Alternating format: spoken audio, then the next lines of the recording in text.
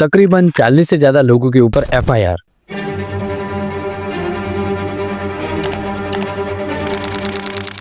रणवीर अलाहाबादिया, समय रैना और एपिसोड के सभी पैनल मेंबर के खिलाफ अलग से एफआईआर।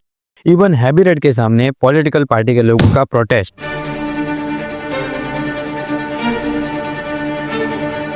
और महाराष्ट्र के सीएम का लेटेंट से रिलेटेड रिप्लाई। और बात यहाँ तक आगे बढ़ चुकी है कि इसकी चर्चा इवन पार्लियामेंट में भी हो चुकी है और ऑलमोस्ट सारे मीडिया हाउसेस इस न्यूज को कवर करने में लगे हैं, जिसके वजह से लेटन की कंट्रोवर्सी कोई मामूली कंट्रोवर्सी ना रहकर एक नेशनल इश्यू बन चुकी है।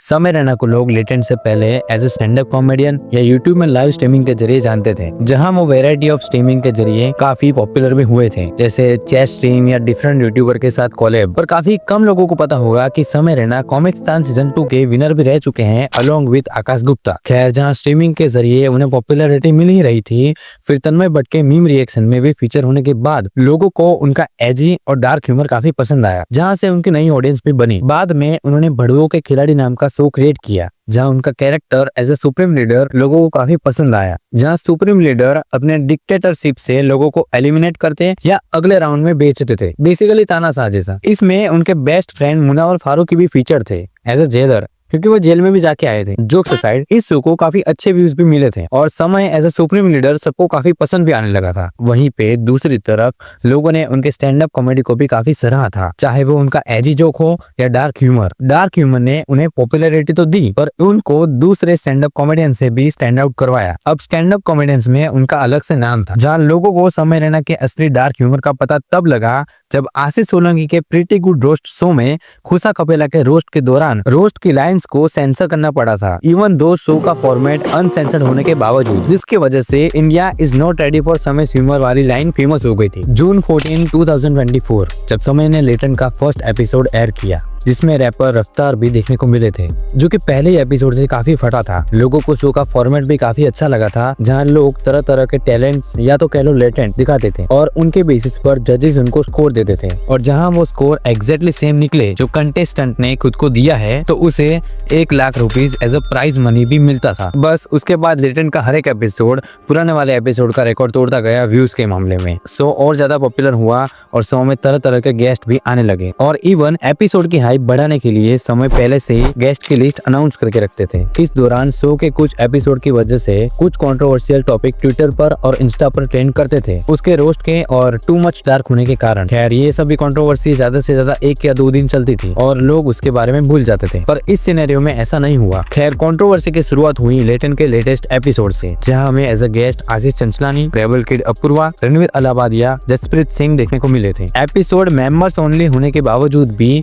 कुछ क्लिप्स काफी वायरल होने लगे थे, स्पेशली रणवीर अलाहाबादिया और रेबल किड के काफी क्लिप्स वायरल हुए, और उसी की वजह से स्पेशली कंट्रोवर्सी को पहली चिंगारी लगी, जिसमें रणवीर कंटेस्टेंट को एक वुड यू रेदर क्वेश्चन पूछता है, जो कि काफी ज्यादा डार्क था, और ऐसे कई सारे क्लिप्स शो से रिगार्डिंग वायरल हुए, जिन्होंने मानो इंटरनेट पर बवाल खड़ा कर दिया हो। खैर, कंट्रोवर्सी आग की तरफ फैल गई। अब हर कोई इसके बारे में बात करने लगा। काफी सारे लोगों का काफी डिफरेंट ओपिनियंस आए, जैसे डैंक मीम्स या डार्क मीम्स एक लिमिट में हो तो अच्छा, जहाँ रणवीर ने उसके बिहाफ में इसके लिए एक अपोलॉजी वीडियो भी डाली थी, पर खैर तब तक काफी देर हो चुकी थी। लोगों ने ये तक भी कहा कि पॉडकास्ट में रणवीर बड़ी स्पिरिचुअलिटी की बातें करता है और ऐसे शो में जाके ऐसी गंदी बातें करता है। रणवीर की अच्छी खासी इमेज मानो 1 सेकंड में धुल गई। कई लोगों ने उनके साथ का पॉडकास्ट कैंसिल कर दिया, कई सेलिब्रिटीज ने उनको अनफॉलो कर दिया, और उसी बीच रणवीर की रोते हुए वीडियो भी इंटरनेट पर सर्फ करने लगी। फिर बाद में पता लगा कि ये वीडियो काफी पुराना था, तकरीबन लॉकडाउन के टाइम का, जब रणवीर को कोविड हुआ था। खैर, इन सब के बावजूद भी ये नहीं रुका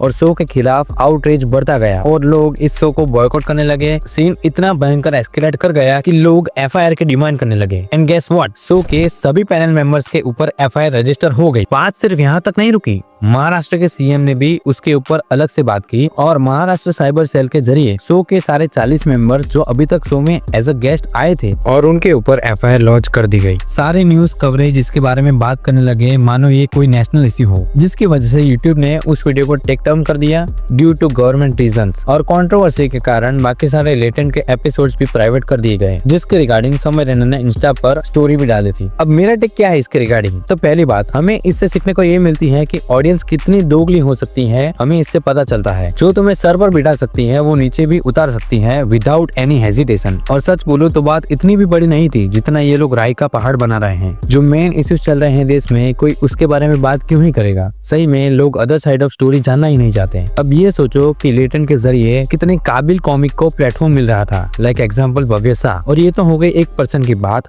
ऐसे तो कई सारे लोग हैं जिनका करियर लेटेंट से बना है। खैर छोड़ो, इसके बारे में जितनी बात करे उतनी कम है। और यार किसी ने सही कहा है, in India jokes are treated as a crime and crime is treated as a joke. वो सारे बोलो देश को मेरे हाथ जोड़ के जय हो। नेता कितने समझदार हैं, कितने पढ़े लिखे वो। ऐसा लॉ निकाला, मजा है बोलबाला। जिंदगी दीमक के जैसे लकड़ी को खोद डाला। कोई पूछे कहाँ रहते हो जी, तो कह देना हे हाय आई एम फ्रॉम बैंक। क्योंकि जोक मारना बैन, जोक पे हंसना बैन, जोक भी देखना बैन, सुनना तक की बैन, दिखाने वाला बैन।